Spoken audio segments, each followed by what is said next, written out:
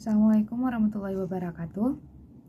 Perkenalkan, nama saya Izian Aufa Najla, biasa dipanggil Izian dengan NIM G0024020. Saya berasal dari kelompok B7.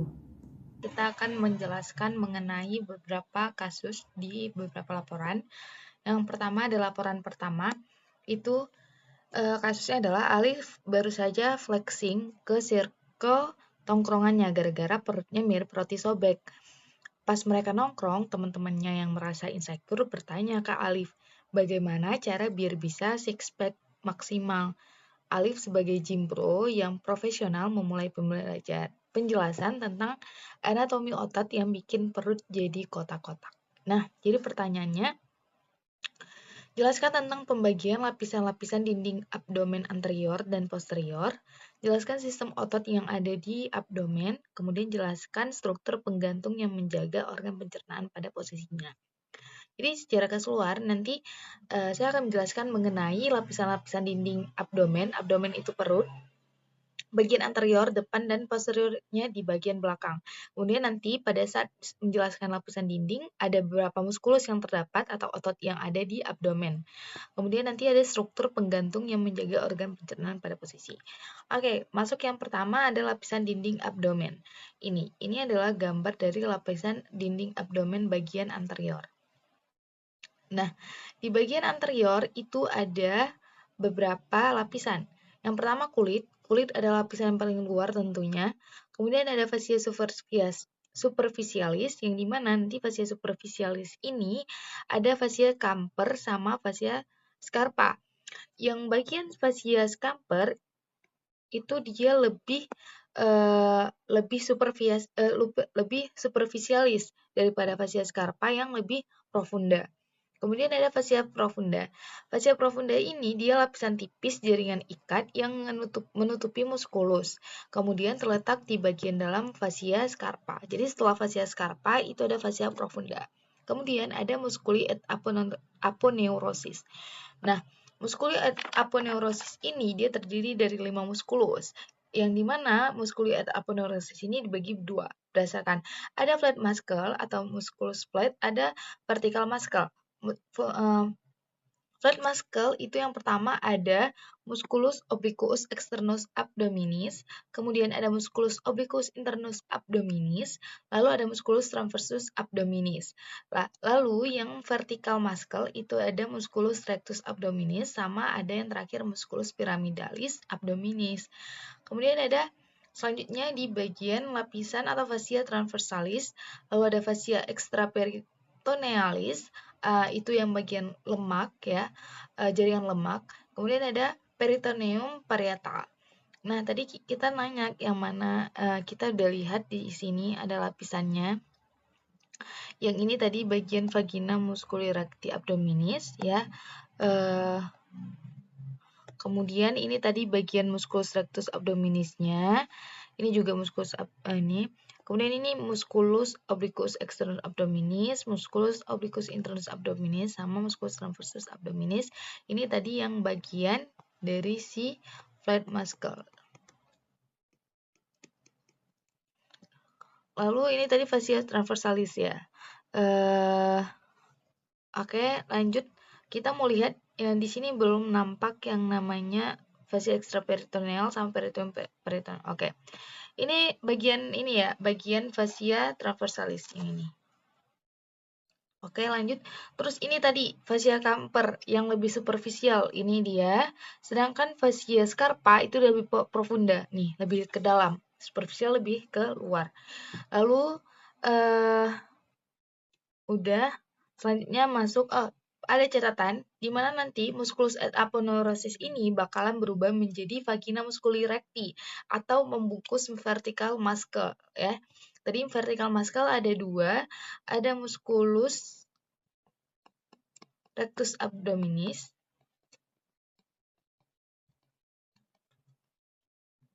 sama musculus pyramidalis ya.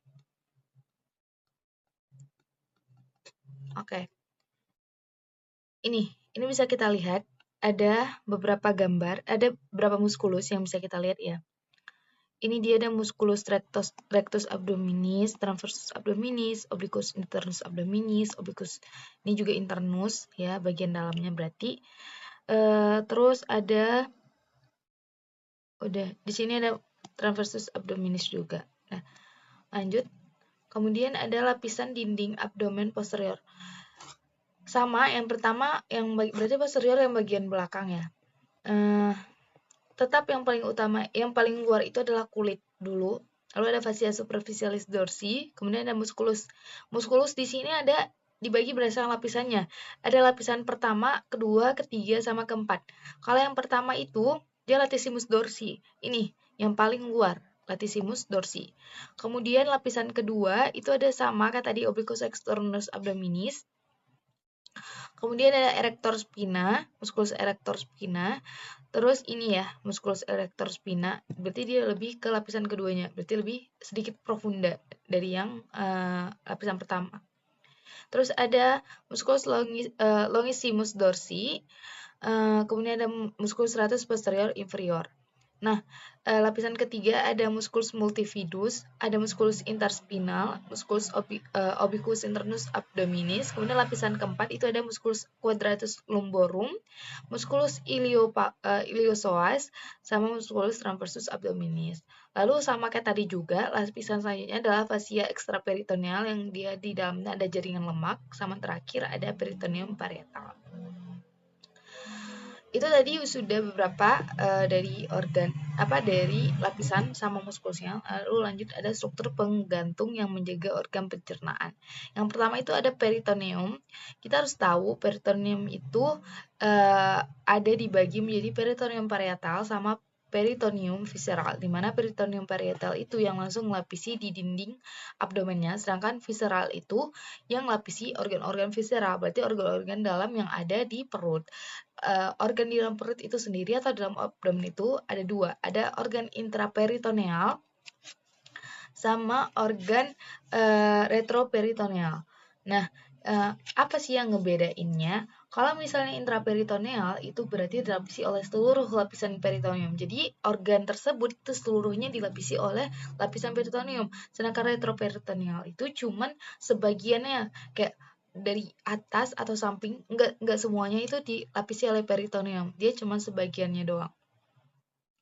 Oke, organ retroperitoneal itu kita bisa tahu ada bisa disingkat ya, namanya itu Sedgwicker.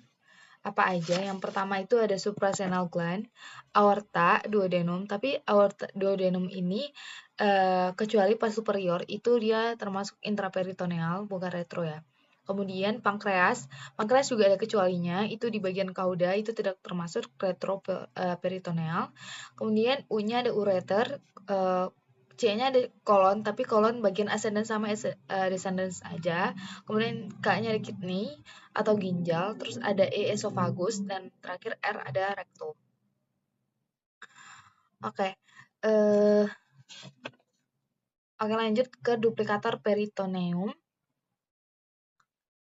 Oke, peritoneum. Itu yang pertama ada mesenterium. Mesenterium itu dia ngelekat di viscera intraperitoneal di dinding abdomen, di mana contohnya tuh kayak jadinya mesenterium itu lipatan ganda peritoneum yang luas dan bentuk kipas yang menghubungkan jejunum dan ileum dengan dinding posterior abdomen. Mesokolon transversum lipatan peritoneum yang menghubungkan kolon transversum dengan dinding posterior abdomen. Kemudian ada mesokolon sigmoideum lipatan peritoneum berbentuk huruf V terbalik dan melekat kolon sigmoideum pada dinding abdomen. Lanjut ada omentum. Nah, omentum di sini dia membentang dari gaster, dari lambung dan proximal duodenum untuk melekatkan viscera intraperitoneal atau tadi organ intraperitoneal ya. Jadi ada dua jenis omentum. Ini bisa kita lihat gambarnya. Ada di sini, di sini cuman ada dari omentum minus ya. Ini omentum minus. Jadi ada dua, ada omentum maius sama ada omentum minus. Nah, omentum maius itu dia kayak lebih besar, karena maius ya lebih besar, dia biasa di depan. Dia itu seperti tirai, jadi kayak dia lebih nutupin. yang dimana omentum maius ini disusun oleh 4 ligamentum. Ada ligamentum gastroplenica, ada gastrosplenica, gastrocolika, sama splenorenal. Lalu ada omentum minus itu disusun oleh 2 ligamentum, ada hepatoduodenal sama gastrohepatica. Oke, lanjut sekarang ke laporan yang kedua. Randy adalah seorang mahasiswa yang sangat gemar menghadiri acara makan bersama, terutama di restoran dengan konsep all you can eat. Namun, pada suatu kesempatan, Randy merasa tidak nyaman karena cepat merasa kenyang padahal baru saja memulai makanannya. Hal ini membuatnya khawatir ada yang tidak normal dalam sistem pencernaannya. Sebagai teman yang baik, jelasin ke Randy tentang truktus digestivus superior, mulai dari mulut sampai lambung, serta gimana kompensasi sphincter dan gerakan pencernaan saat dia lagi makan rakus di all you can eat. Oke, truktus digestivus superior. Yang pertama ada bagian cavitas oris ya. Cavitas oris atau biasanya kita kenal dengan mulut ya. Cavitas oris. Jadi di cavitas oris ini ada dua, dibagi jadi dua bagian oleh arcus dentalis ya, yaitu ada vestibulum oris sama cavitas oris propria, di mana cavitas oris sendiri itu punya beberapa batas ya, bisa kita lihat di sini. Kalau bagian atap itu ada palatum durum sama palatum molo yang ngebatasin. Kalau yang dasar itu ada diafragma oris dan lidah. Kemudian lateral ada corpus adiposum buccae, proses alveolus mandibula et maxilla, sama anterior rima oris, itu posterior istimus falcicum. Oke, tadi kan kita ada nyebutin, ini tadi ya, kita bisa lihat kalau misalnya tadi batas-batas cavitas oris, sedangkan vestibulum oris sama cavitas oris propria juga punya batas-batasnya. Yang pertama vestibulum oris. Vestibulum oris itu di bagian anterolateralnya itu dia ada dibatasi oleh labium superius, labium superius, labium inferius, dan corpus adiposum buccae. Lalu bagian superiornya itu lipatan membran mukosa dari labium superius oris sampai dan corpus adiposum. Dorsalnya itu ada processus alveolaris, maxilla et mandibula, dan arcus dentalis superior et inferior, sama inferiornya itu ada lipatan membran mukosa dari labium superius sampai labium inferius. Oke. Lanjut, palatum. Jadi palatum itu dibagi dua, ada palatum durum sama ada palatum mole. Ini ya, kita bisa lihat ini palatum durum yang di sini, sama ada palatum mole yang di sini. Jadi palatum durum itu dia lebih keras. Jadi kayak palatum mole yang lebih lunak daripada si palatum durumnya. Palatum durum itu kita tulis di sini. Ada 2/3 anteriornya itu merupakan dari processus palatinus osis maxillaris.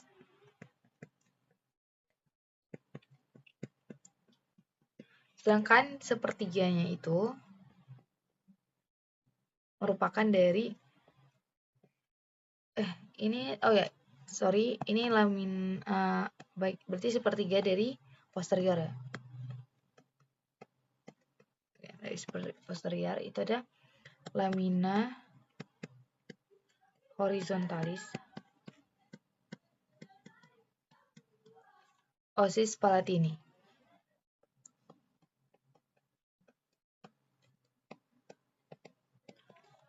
Oke, sedangkan palatum mole itu dia dilapisi oleh musculus ya. Ada musculus apa aja? Ada musculus tensor veli palatini, ada musculus levator veli palatini, musculus palatopharyngeus, musculus uvula, sama yang terakhir ada musculus platoglossus.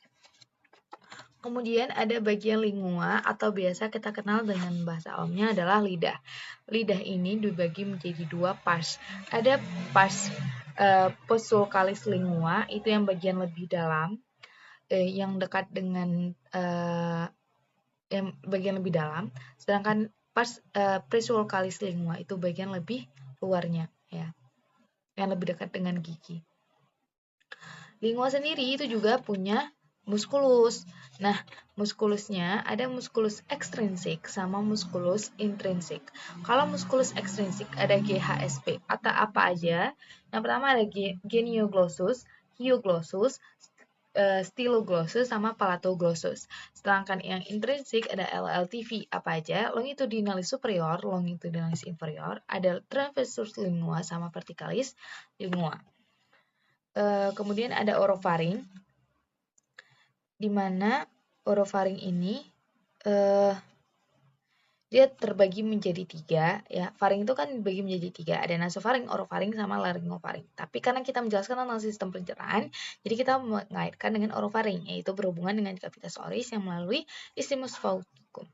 Kemudian esophagus, aduh ini kita masukin dulu gambarnya.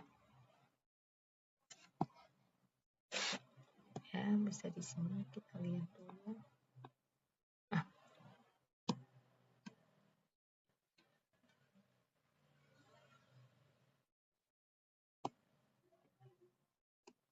Oke. Kemudian lanjut ada esophagus. Setelah dari tadi ini orofaring, sekarang lanjut ke esophagus, di mana esophagus itu terbagi menjadi 3 parts. Ada cervicalis yang tingginya dari cervical 6 sampai thoracal 1. Terus ada pars thoracalis itu dari thoracal 1 sampai thoracal 10. Kemudian ada abdominalis itu dari thoracal 10 sampai thoracal 11. Esophagus itu dia punya yang namanya penyempitan atau nama anatomisnya adalah angustia. Ada 3 angustia di esophagus. Yang pertama ada angustia superior. Itu angustia superior setinggi VC6. Terus dia ada terdapat muskulus cricopharyngeus dan cartilago cricoidea. Kemudian ada angustia media, ini dia di tempat arcus aorta dan bronchus piramis dexter menyilang. Makanya terjadi penyempitan di situ. Kemudian ada angustia inferior, itu dia saat melalui hiatus esophagus atau diafragma di sebelum diafragma ya. Kemudian lanjut ada gaster yang paling penting, gaster atau lambung yang biasa kita kenal ya. Nah, di gaster ini ada 4 bagian, ada fundus gastricum, ini dia fundus. Fundus itu dia biasa lebih berbentuk kubah ya. Kemudian ada pars cardiaca, ini pars cardiaca. Kenapa dibilang pars cardiaca? Karena dia dekat dengan jantung. Kemudian ada corpus, ini corpus, bagian yang paling besar dari lambung ya. Kemudian ada pars pylorica. Ada pylorica tuh ada 2, ada antrum sama pyloricum. Antrum ini yang bagian lebih besar daripada si pyloricum. Kemudian yang paling penting juga gaster ada musculus sphincter pylori. Kan di sini ada cekungan ya, di sini sama di sini. Di sini ada nama cekungan curvatura mayor, sedangkan di daerah sini namanya adalah curvatura minor. Lanjut, itu ada duodenum, bagian terakhir. Nah, duodenum, bentar kita masukin gambar dulu.